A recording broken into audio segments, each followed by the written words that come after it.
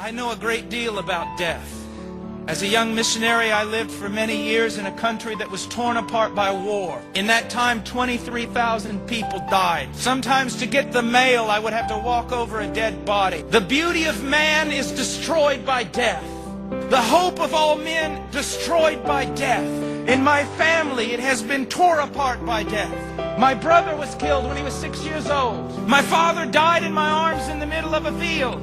And a few years ago, I preached the funeral of my sister. I know much about death, but death is too strong of an enemy to overcome. No matter how much you wrestle him, no matter how much you fight against him, no matter how much you live in self-denial that he is not going to knock on your door, know this, that he is coming for you. And there is nothing you can do about it. As David said, there is but a few steps between me and death. Within just a few years, some of you will be dead. Within 25 years, many more of you will be dead. And with 100 years, not only all of us will be dead, but we will be forgotten. All our hopes will be crushed. Every memory of whatever we have done will be erased.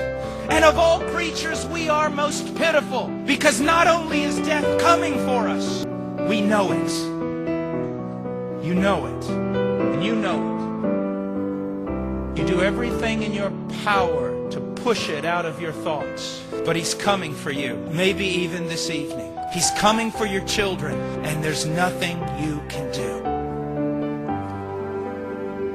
But there is one who has faced death head on. There is one, a mighty warrior, who went into death's stronghold and defeated him in his strongest place. There is one who has overcome man's greatest enemy. His name is Jesus Christ. And he bore the sins of the world. And he died upon a tree.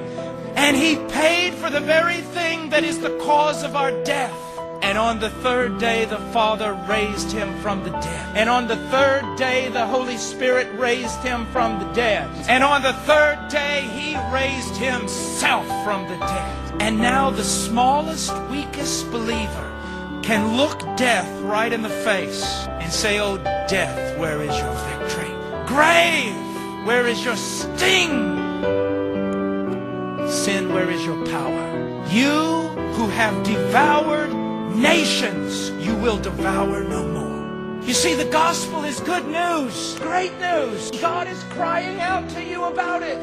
Did not Paul the apostle himself say, "I am pleading with you, but it is though God is pleading with you through me"?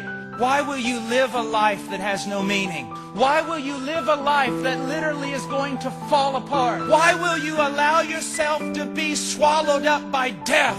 Why don't you come to Christ? What is holding you? What is this thing that has control of your mind and your heart? Come to Christ. You say, "Oh, it's too good to be true." It is true. You say, "Oh, I'm too great a sinner." You are not greater than the Christ, are you? You do not have more power than his grace, do you? Come to him.